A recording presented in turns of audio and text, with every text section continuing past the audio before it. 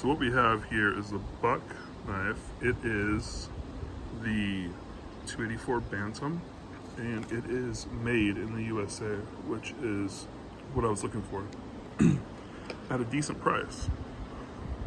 I will say this was under $30, which is a good price for a USA made knife. And it says Buck right there, Buck USA right there. And I gotta say, when I first opened this, I was a little bit disappointed in just the weight. Super light handle. Grippy, very ergonomic. But my disappointment was actually not well founded in that I realized when you have it folded, it's very light. And what I was looking for was a pocket knife that could slip in a pocket and not be noticed. And actually, because of the weight of the handle being plastic as it is, it's very light.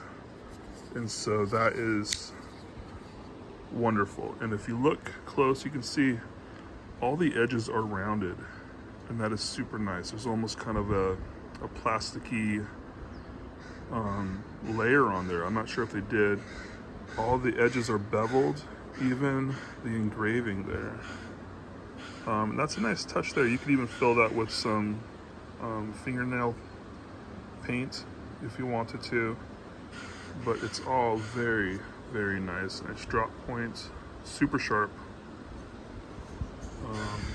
That is the Bantam. It's got a nice grippy feel on it, very grippy.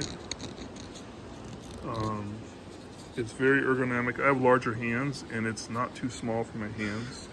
This is the smaller Bantam. You could put a lanyard on there, or you could attach it to a stick.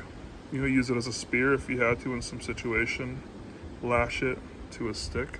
You got that ability. So that is the buck knife. Again, made in the USA. Very nice.